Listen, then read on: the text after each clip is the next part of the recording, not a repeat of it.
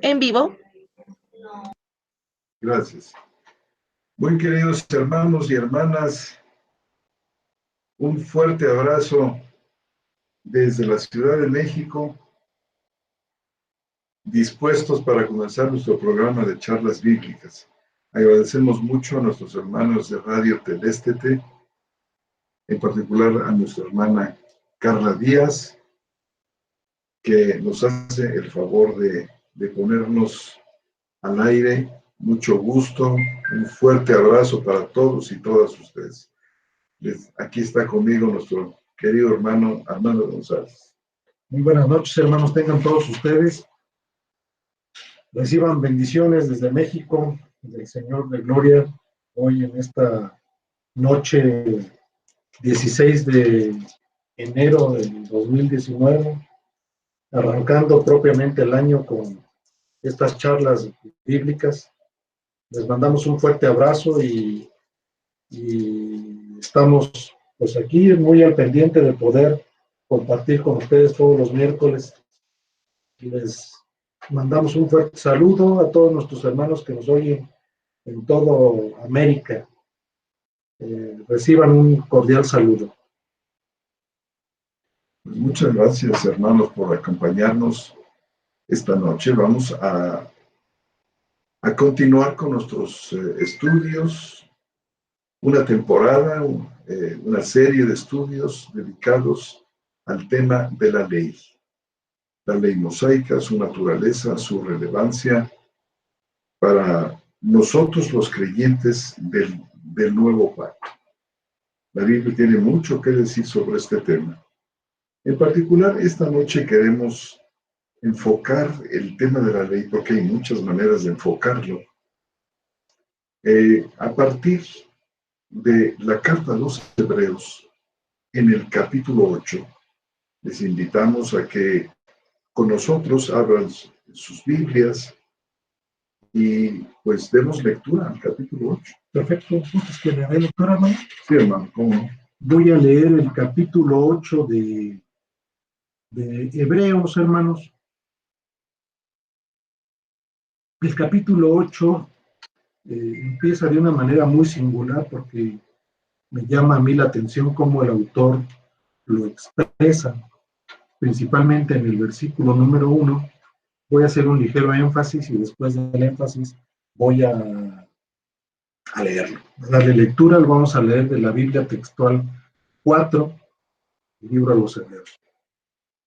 Dice el autor de Hebreos: ahora bien, el punto principal de lo que venimos diciendo es que tenemos tal sumo sacerdote que se sentó a la diestra del trono de la majestad en los cielos. Pareciera ser que el autor de Hebreos dice, lo que hemos escrito o dicho en el capítulo 1, 2 hasta el 7, lo resumo en un punto principal. Y el punto principal es, tenemos tal sumo sacerdote que se sentó a la diestra del trono de la majestad en los cielos. Y dice el 2, servidor de las cosas santas y del verdadero tabernáculo que erigió el Señor y no el hombre, porque todo sumo sacerdote está constituido para presentar ofrendas y sacrificios, por lo cual es necesario que también éste haya tenido algo que ofrecer. Es que si estuviera en la tierra, no sería sacerdote en manera alguna, habiendo aún quienes siguen presentando ofrendas según la ley, las cuales sirven a una copia y sombra de las cosas celestiales, tal como Moisés fue advertido cuando iba a erigir el tabernáculo, pues dice, mira, harás todas las cosas según el modelo que te fue mostrado en el monte. Pero ahora ha obtenido un servicio sacerdotal aún superior, por cuanto también es mediador de un mejor pacto, el cual está basado sobre mejores promesas. Porque si aquel primero hubiera sido sin defecto, no se hubiera procurado lugar para un segundo.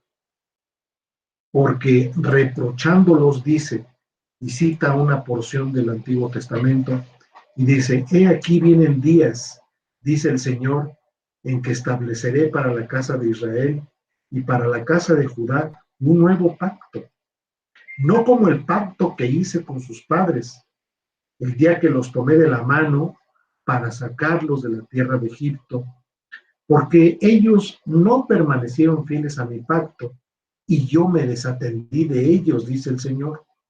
Por lo cual, este es el pacto que concertaré con la casa de Israel después de aquellos días, dice el Señor. Daré mis leyes en su mente y las escribiré sobre sus corazones, y les seré por Dios y ellos me serán por pueblo.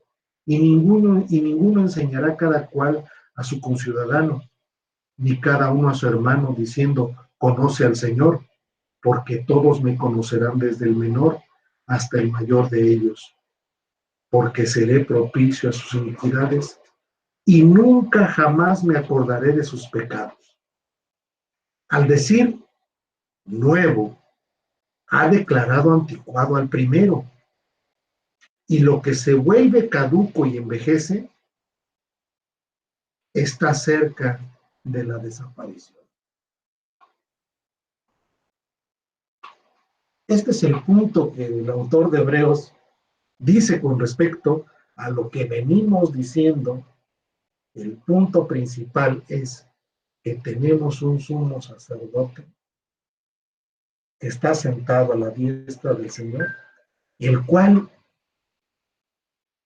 da un nuevo pacto. Un nuevo pacto, en el primer pacto, con una serie de reglamentaciones y de leyes establecidas, o de una ley establecida, pero da un segundo pacto con una promesa distinta. Dice, porque el primero es sombra o imagen, meras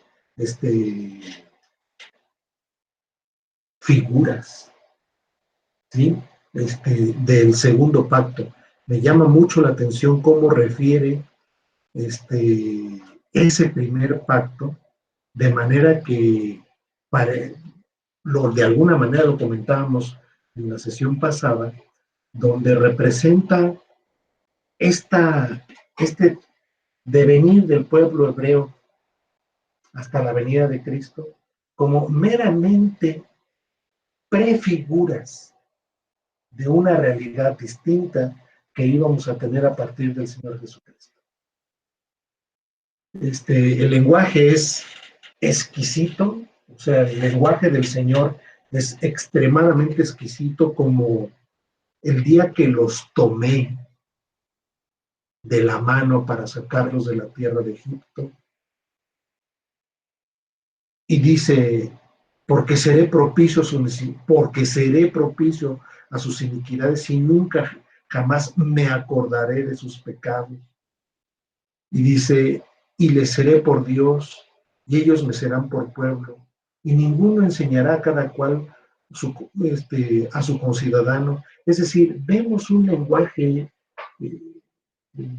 que hemos insistido que está a través de toda la Escritura, de un Señor que nunca es tomado por sorpresa, y Él siempre da el primer paso antes de que cualquiera de nosotros al menos llegáramos a pensar en estas cuestiones. Y tenemos un Dios que siempre toma la iniciativa, y este lenguaje es no solamente cautivador, sino que llena de esperanza. Así es. Cuando en ocasiones vemos que el Espíritu de Dios utiliza la metáfora, cuando dice, por ejemplo, yo los tomé de la mano. Es una metáfora maravillosa, es espléndida, es intensamente paternal, es el Señor que cobija, es como en águila, usando otra maravillosa metáfora, que los cubriré con sus alas, que cubre con sus alas, que enseña a volar.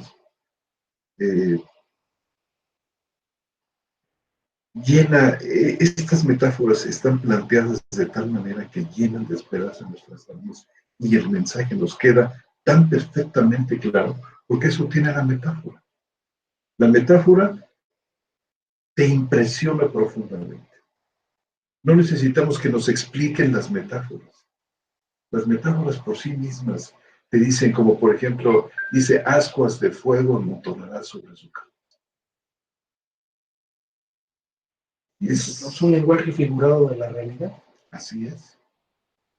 Y te impacta y te comunica, por supuesto, en palabras muy vivas, la idea central, y en ocasiones hasta te habla el Espíritu de Dios, eh, trayendo a tu vida, a tu consideración, a tu conciencia, a la realidad de tu vida, otras tantas cosas que afectan a tu relación con Él. Es de llamar la atención aquí, hermano, cómo es que este capítulo 8 plantea dos situaciones, como tú mencionabas hace un momento, dos pactos, cada uno de ellos basado sobre reglas, leyes, por así decirlo, distintas promesas efectivamente. y Figuras, figuras. Sí, porque me llama a mí también poderosamente la atención es el versículo 4 del mismo del 8, y dice lo siguiente: es que si estuviera en la tierra, está hablando de, en este caso, del sumo sacerdote, ese sumo sacerdote que ya no está en la tierra, según lo que nos presenta Hebreos, dice que el punto principal de lo que venimos es diciendo es que tenemos tal sumo sacerdote que se sentó a la diestra de la majestad en los cielos. Y dice el 4, es que si estuviera en la tierra, no sería sacerdote en manera alguna, habiendo aún quienes siguen presentando ofrendas según la ley. Y yo creo que aquí podemos tocar uno de los aspectos distintivos del sacerdocio que el Señor estableció, pero en la tierra humana, que hace diferencia del sacerdocio, de este gran sumo sacerdote que es Cristo, que ya está sentado a la diestra del Señor. Entonces, ese sacerdocio que venía interviniendo por los pecados del mundo, era un sacerdocio, obviamente, como lo dice aquí, caduco, ya caduco al día de hoy, en su momento activo, pero la prefigura del sumo sacerdote que iba a venir, donde de una vez y para siempre iba a quitar los pecados. Entonces, en términos de reglamentaciones, el Señor, en términos de la ley, establece un sacerdocio como aquellos que intercedían entre el pueblo y ellos, ante el Señor, es decir, alguna función intercesora, por los pecados que cometía el pueblo, y en este caso el pueblo hebreo, de manera puntual. Entonces la ley en este momento tiene una de sus vertientes, y la vertiente es lo que el Señor establece como sacerdocio humano, un orden sacerdotal de una familia en específico, de una tribu en específico, que va posteriormente a apuntar a un sacerdocio único y perfecto.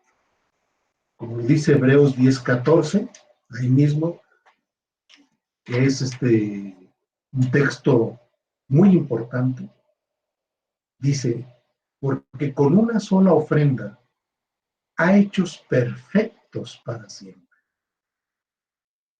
a los que están siendo santificados. Y nuevamente ese lenguaje exquisito del Nuevo Testamento en función de esa acción que es acción externa al hombre, porque dice, con un solo sacrificio, el sacrificio de Cristo, ha hecho perfectos para siempre. Él ha hecho perfectos para siempre a los que Él está santificando, o a los que están siendo santificados, como un posible verbo de acción continua, hermano. Tú me dirás si estoy equivocado. Un verbo que tiene un participio en voz pasiva. Entonces la voz pasiva nos indica que la acción viene de afuera, si no es acción del sujeto, sino que es una acción externa, y en este caso es externa por parte del Señor, pero lleno de vida. Si uno lee esto, dices tú, esto es medicina reconfortante pura, es celestial, porque te llena de esperanza y de gozo saber que es el sacrificio del Señor Jesucristo en este nuevo pacto, ¿sí? El que nos hace perfectos con su única ofrenda, prefigura de una ley que el Señor estableció con el pueblo hebreo. Exacto. Entonces tenemos aquí dos sacerdocios. Cada uno de ellos, por ejemplo, el pacto mosaico tuvo su lugar, ciertamente, como sombra, como prefigura, y tuvo sus enormes limitaciones.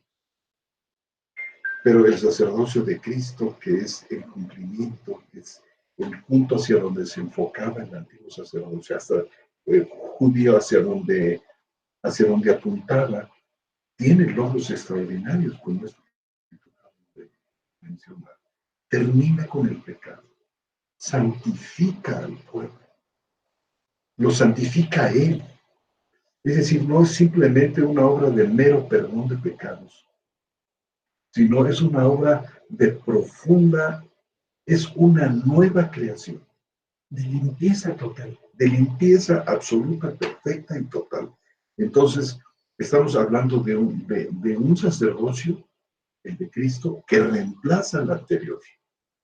Y entonces también la ley que sostiene al nuevo sacerdocio reemplaza a la ley sobre la que se sostiene el sacerdocio anterior. Por eso dice la carta a los Hebreos en el capítulo 7:12, porque cambiado el sacerdocio, necesariamente ocurre también un cambio de ley.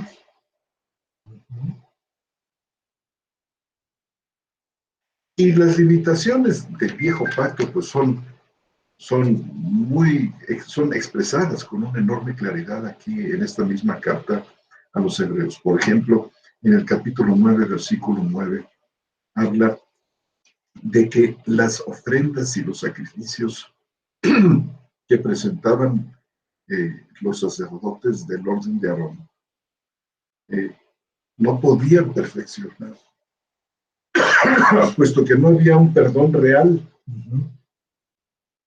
No había un perdón de los pecados presentes y futuros y pasados. Es decir, era pues un sacrificio, un esquema con defecto, porque realmente no quitaba el pecado. El ofrendante no lo quitaba, por eso el ofrendante, el que llevaba su animal para ser sacrificado, sus animales, no podía, con respecto a la conciencia, descansar de decir, realmente mi pecado ha sido perdonado. Fíjate cómo dice Hebreos 9:9.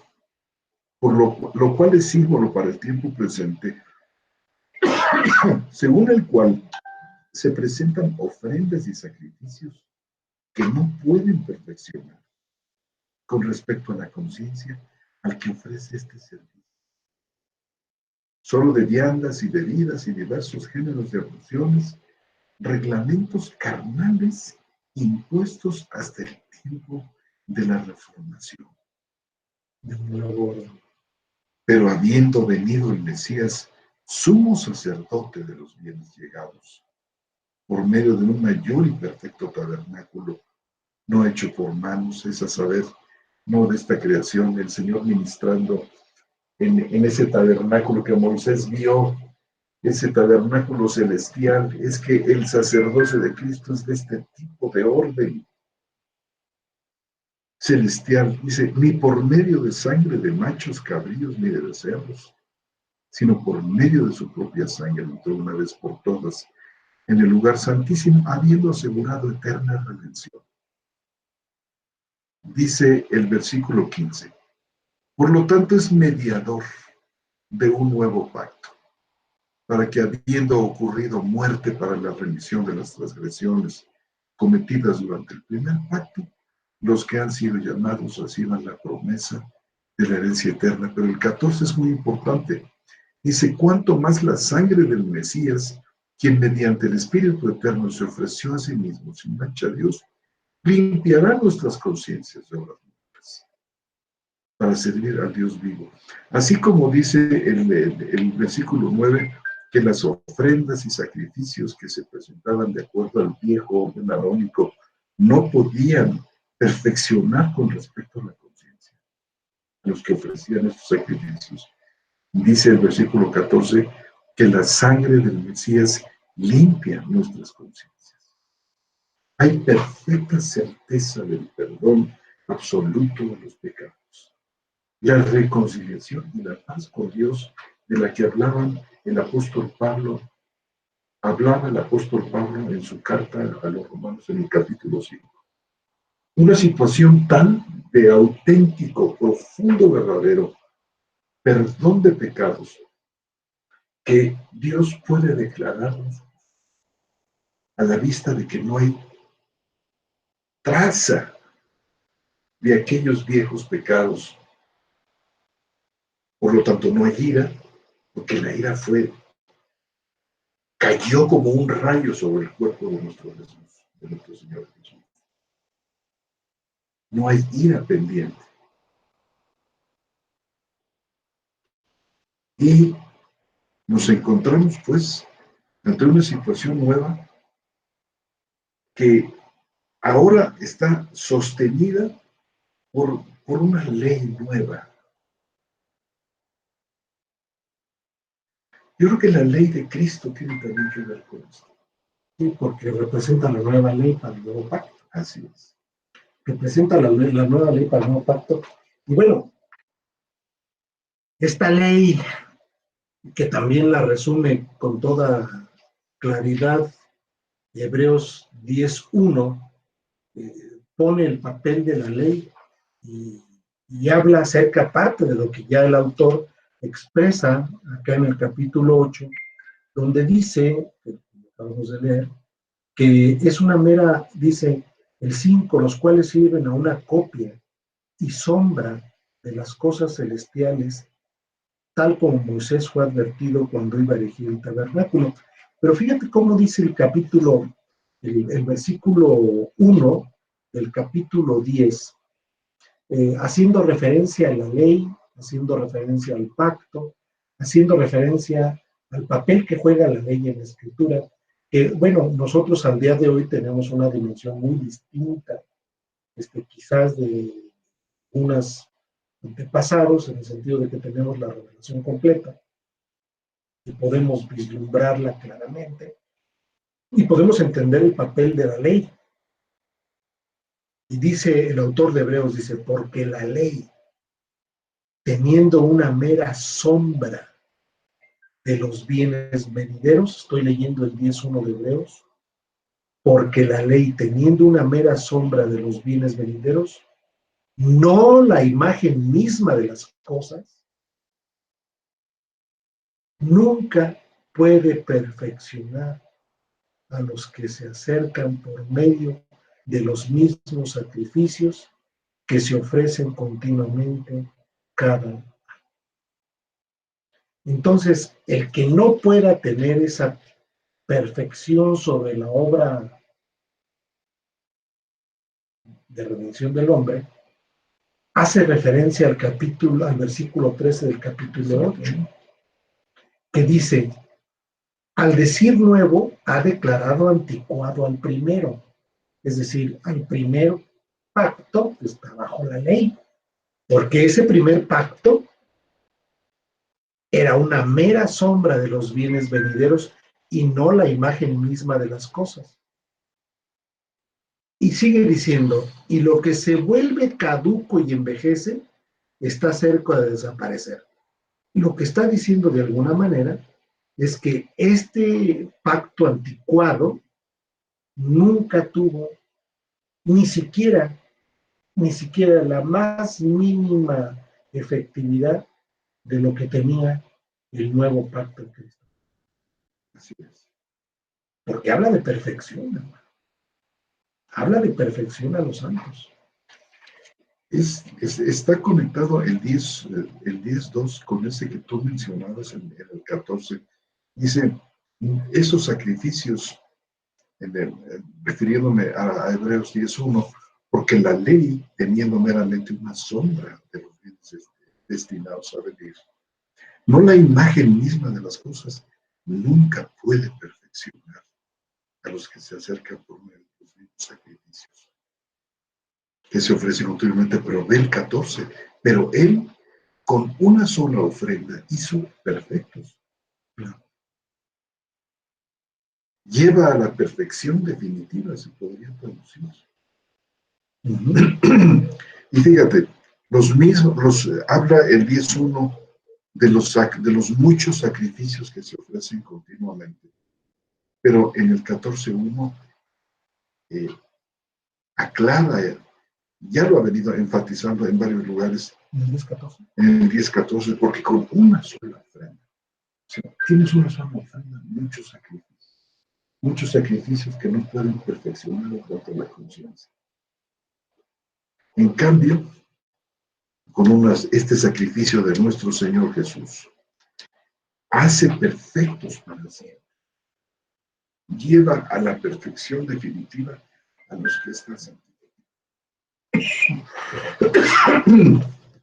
Ahora fíjate tú, ley y pacto son dos conceptos que son inseparables. Uno va ligado con el otro.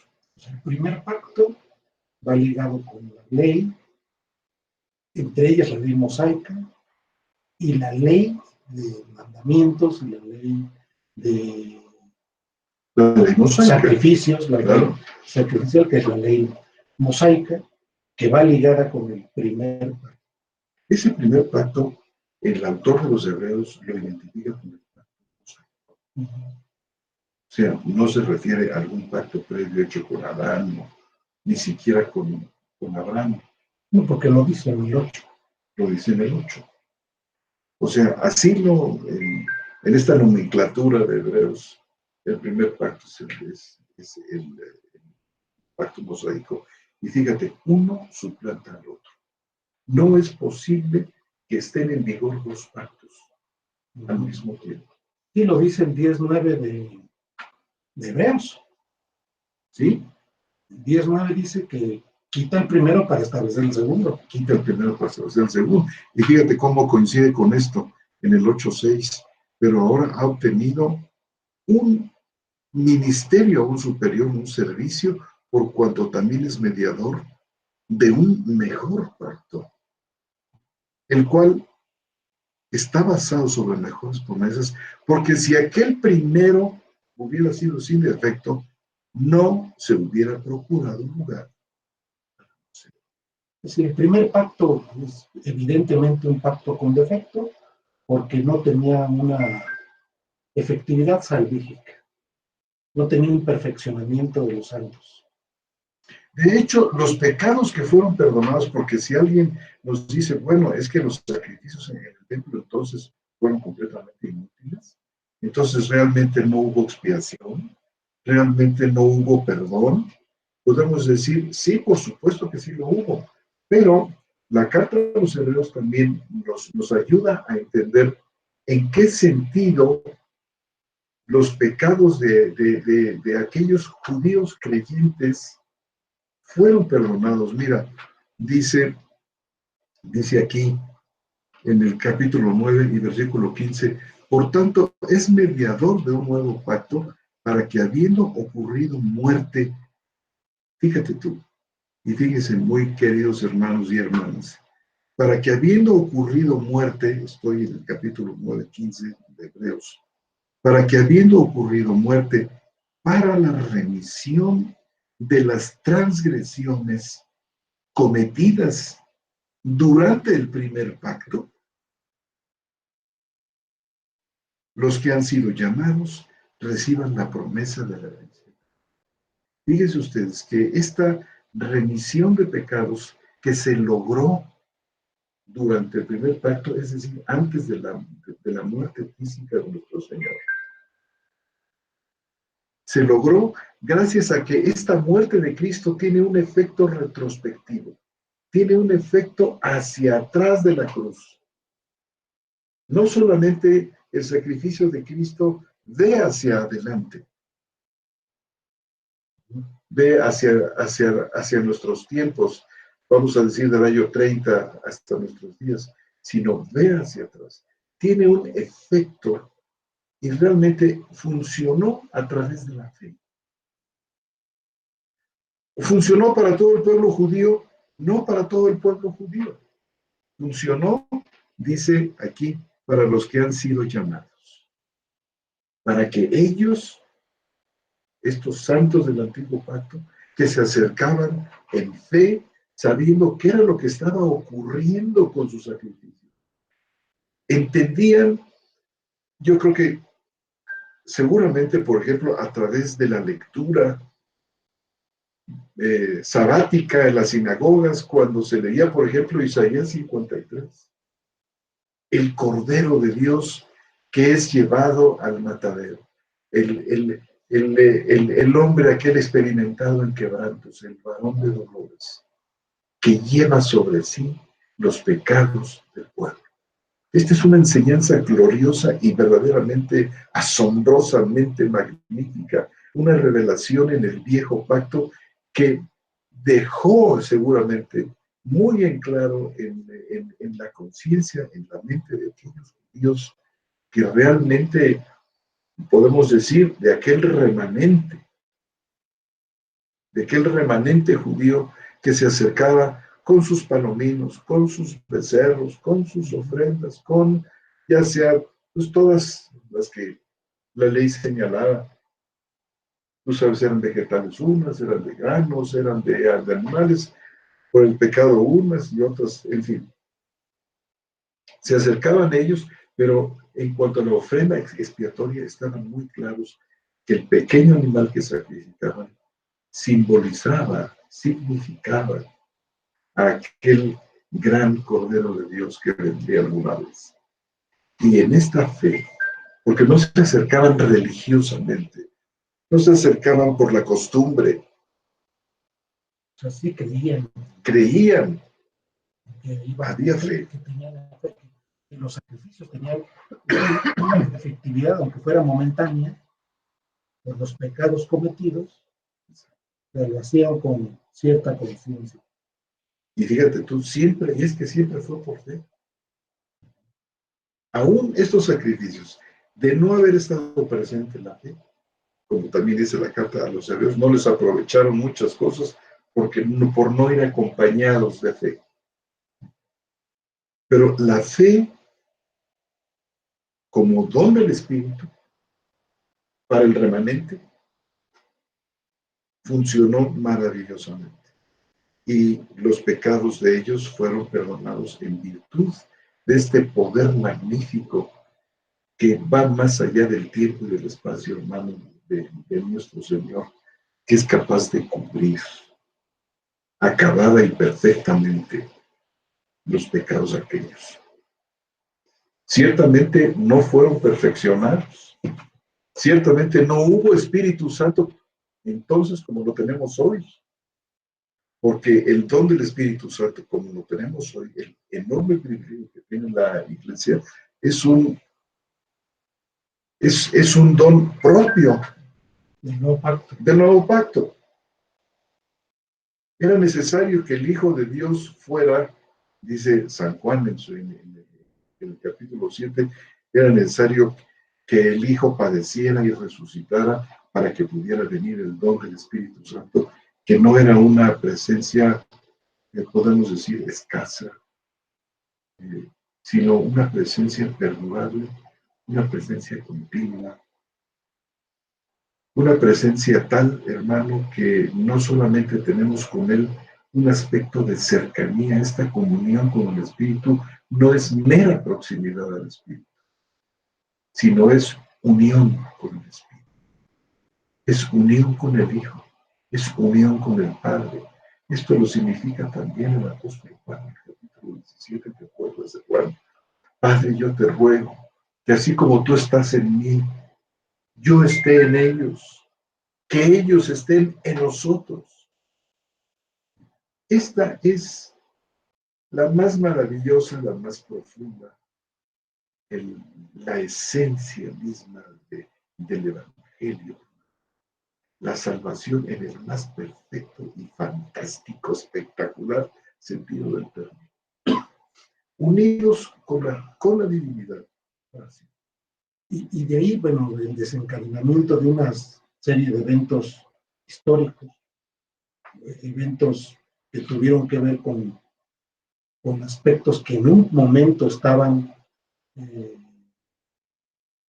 establecidos por el propio Señor, como dándole, como las indicaciones que le da a Moisés para la construcción del tabernáculo, donde la separación que había entre el lugar santo y el lugar santísimo por medio de un velo, y esa figura del tabernáculo que posteriormente se establece en el templo que había en Jerusalén, y evidentemente a la luz de este nuevo pacto, dejó de tener operatividad ese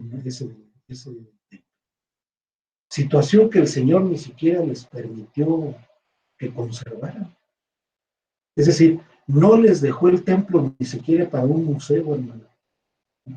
¿Por qué? Porque, muy evidente, al momento en que el Señor Jesús muere, y ese sacrificio perfecto y único para siempre, se rasga el velo.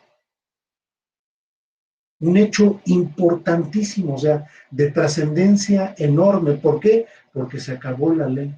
Exacto. Porque ¿qué había detrás del velo? El arca que contenía la ley. Todo giraba en términos de ese pacto, de ese contrato. Se acabó. Que pudo haberle dejado al Señor, sabemos que esto es un museo para que lo visiten, pero no. El Señor mueve los hilos de la historia y destruye el templo. ¿Por qué? Porque ya no tenía ninguna operatividad.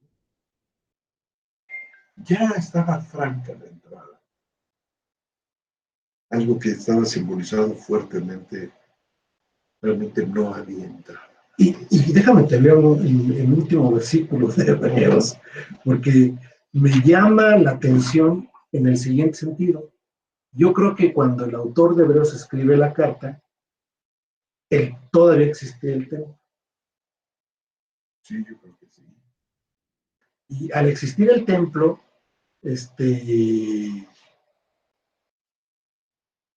lo que hace el autor de Hebreos es decir, ese templo ya no sirve para nada. Y fíjate cómo dice. Al decir, estoy leyendo el capítulo 8, versículo 13. Dice, al decir nuevo, ha declarado anticuado al primero. Es decir, al decir nuevo pacto, ha declarado anticuado al primer pacto. Y lo que se vuelve caduco y envejece, y ve la frase que dice el autor, está cerca de la desaparición. Es decir, se iba a acabar con todo y temor. Como que el templo entonces ya inútil. No, pues ya para qué, ya lo sacrificó. De alguna manera funcionando como un último reducto, un vestigio nada más. Y en los días en que se escribe esta carta, como bien dices tú, todavía estaba en pie el templo, pero muy poco tiempo después, aún este templo sería quitado, como había profetizado el Señor aquí no quedará piedra sobre piedra. En el año 70. En el año 70. Y además con unos eventos desgarradores como fue la toma de Jerusalén, la crueldad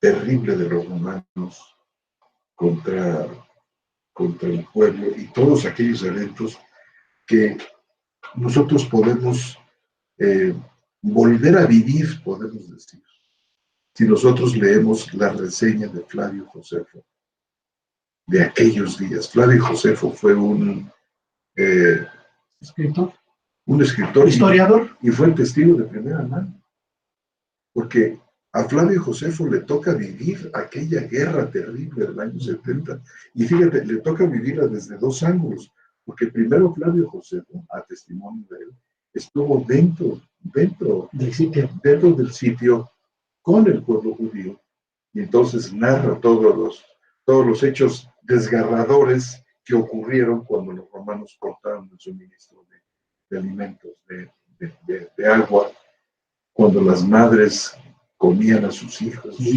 muy al estilo, fíjate, de lo que había ocurrido cuando Nabucodonosor sitió Jerusalén justo antes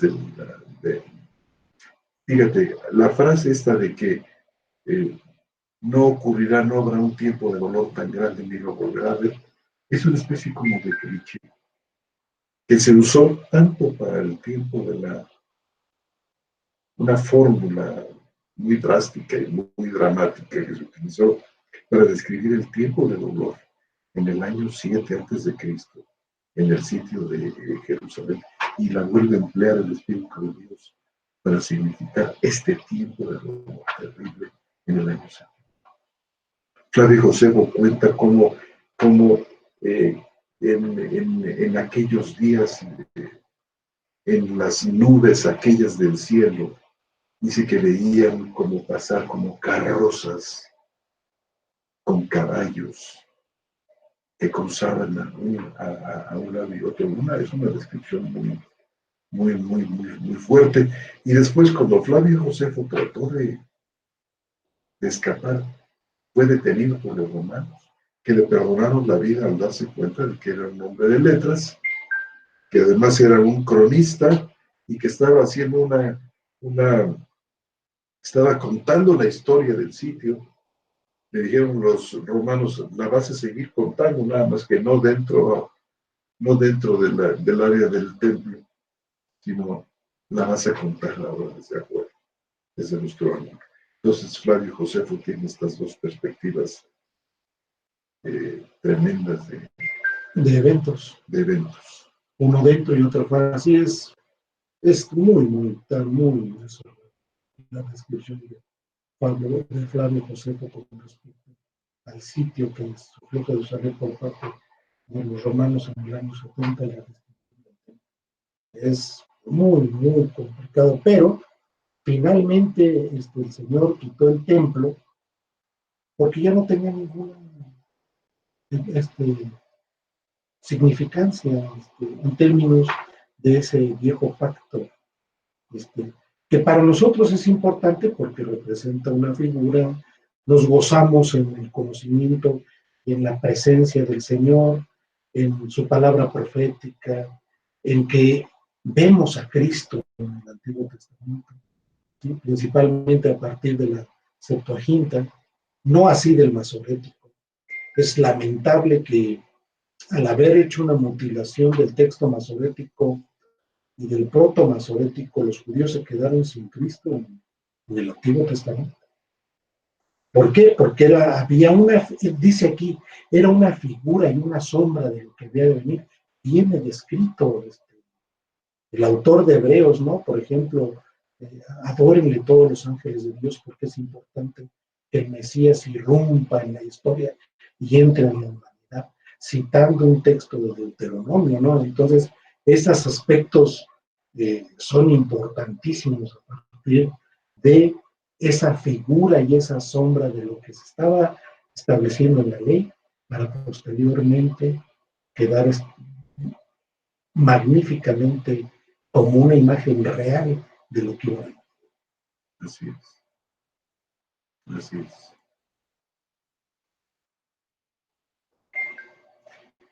Y es muy interesante que hayas leído el capítulo 8, porque tenemos aquí la cita del profeta Jeremías, en el capítulo 31, que es un anuncio del nuevo pacto, y dice que este pacto ya no es hecho como fue hecho el primero. Dice, aquí vienen días, dice el Señor, porque reprochándolos, dice en Hebreos 8:8, aquí vienen días, dice el Señor, en que estableceré para la casa de Israel y para la casa de Judá un nuevo pacto. Fíjate la idea de un nuevo pacto. No como el pacto que hice con sus antepasados el día que los tomé de la mano para sacarlos de la tierra de Egipto, porque ellos no permanecieron fieles a mí. Y yo me desentendí de ellos, dice el Señor. Fíjate a dónde llegó ese punto, que el Dios Altísimo diga, yo me desentendí de ellos. O como dice uno de los salmos, que diga, yo he puesto sus pies en resbaladeros, me reiré cuando venga sobre ellos la desgracia. Hermano, el Dios que es misericordia, que nos corona de favores y misericordias, el hecho de que Dios diga semejantes cosas, debe ponernos a temblar, y debió poner a temblar a aquellos hombres y mujeres endurecidos. Y fuertísimas palabras. Fuertísimas. Pero, por lo cual este es el pacto, dice el versículo 10, que haré con la casa de Israel después de aquellos días, dice el Señor. Pondré mis leyes en su mente y las escribiré en su corazón, y les seré por Dios y ellos me serán por pueblo. Ninguno enseñará a su conciudadano, ni ninguno a su hermano diciendo, conoce al Señor, porque todos me conocerán desde el menor hasta el mayor de ellos, porque seré propicio a sus iniquidades y nunca más me acordaré de sus pecados. Y bueno, aquí hay muchas cosas más que ver. Lo interesante es que esta ley que Dios imprime en el corazón no fue ninguna parte de aquella ley mosaica. No fueron los 10 mandamientos que funcionaron en el antiguo pacto simplemente como un documento legal. Y eso lo podemos ver por la manera como el mismo Antiguo Testamento se expresa de ese decálogo. ¿Sabes que solamente se menciona 3 veces la palabra 10 mandamientos? 3. Y en el Nuevo Testamento no se menciona. Ninguno de los profetas lo menciona así. Mucho menos decir que es la ley eterna, que es la ley que norma la vida de la inquebrantable, la inmovible ley eterna que rige la conciencia humana. Eso es absolutamente falso y una mentira. Muy bien. Pues yo creo que por esto podremos hablar la próxima vez. Sí, podemos hablar y podemos hacer referencia a algunos aspectos que apunten hacia estos conceptos. Yo creo que por el día de hoy, mis queridos hermanos, terminamos la charla bíblica. No sé si tengan alguna pregunta o algo que referenciar, hermanos. Comentar hoy. Aquí terminamos.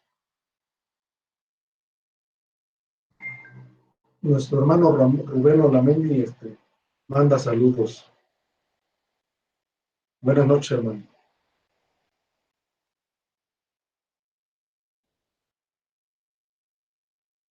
No sé si por ahí haya algún hermano piadoso que nos haga favor de traernos los comentarios que se han hecho en el YouTube sobre esta charla. Bienvenidos sus aportes, sus preguntas, sus comentarios. Recordemos que la charla, aunque parte originalmente de mi hermano Armando y su servidor, pues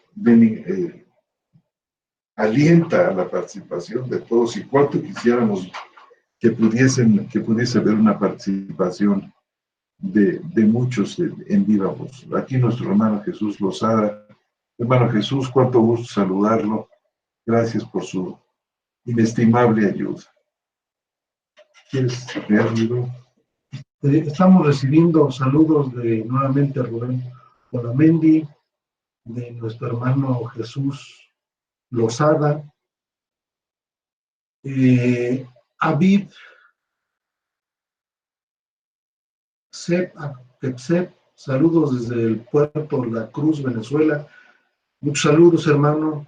Saludos. Es muy reconfortante saber que nos escuchan por allá también. Desde la Ciudad de México, nuestro hermano Jesús, Alexandro Porras. Saludos, mis hermanos José Antonio y Armando. Es un gusto verles y escucharles. Un abrazo para usted, nuestro querido hermano Alexandro. Nuestra hermana Irma Valderas, queridísima hermana. Muy buenas noches, hermana. Gracias por sus comentarios. Dice, tengo una duda en cuanto al significado de la porción donde dice, santifica para la purificación de la carne. Dejo a continuación el versículo completo. Biblia textual, versión 3, Hebreos 9:13. Porque si la sangre de los machos cabríos y de los toros y la ceniza de la becerra rociada a los inmundos santifica para la purificación de la carne. Hermanos, la purificación de la carne era solamente aquello que se podía conseguir. Y ese santificar no habla de una perfección interior, sino habla de una separación. De alguna manera, el estar ligado al sistema sacrificial judío y seguirlo aproximadamente de cerca, no podemos ir a pie juntillas, pero de cerca, realmente con toda su solemnidad y la promesa que estaba implícita, de alguna manera ayudaba a los que estaban ahí, las aspersiones, las abluciones, signos todos ellos, nada más signos de bendiciones futuras, de un verdadero, por ejemplo, lavamiento. Si las abluciones lavaban, bueno, pues ya Ezequiel había hablado de una limpieza profunda. Dice, yo os limpiaré de todas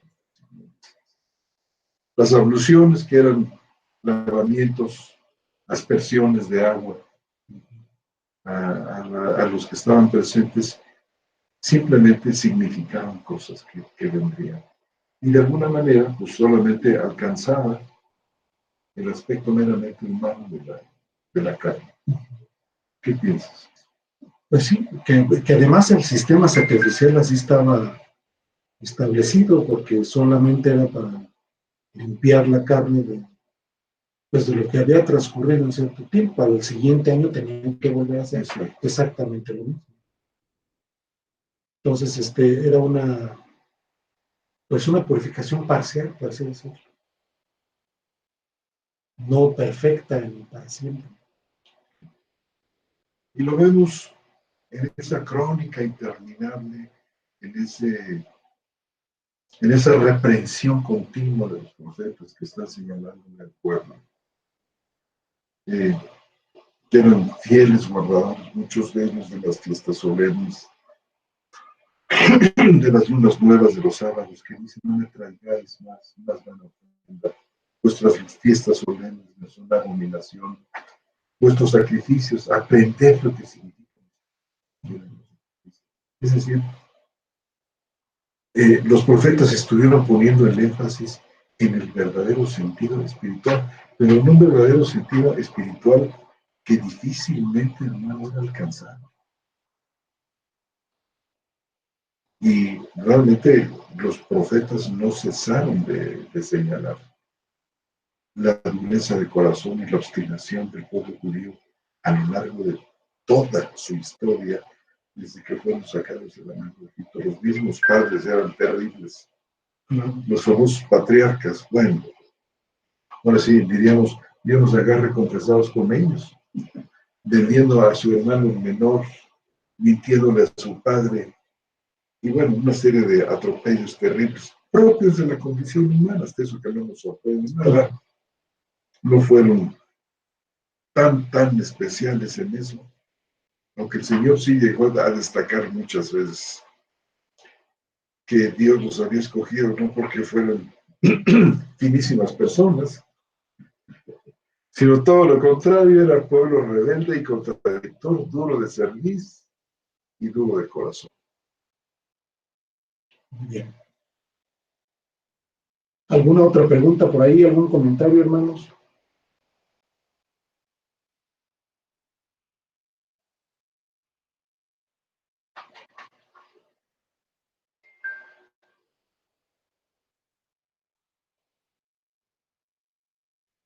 Bueno, mis amados hermanos, pues continuaremos con la ayuda del Señor nuestras charlas bíblicas para el siguiente miércoles. Están ustedes todos y todas cordialmente invitadas e invitados. Agradecemos mucho a Radio Celeste la posibilidad de estar en el aire, de poder tener una vez más imagen. Y hermanos, pues un fuerte abrazo para todos ustedes. Dios les bendiga, hermanos. Buenas noches. Buenas noches.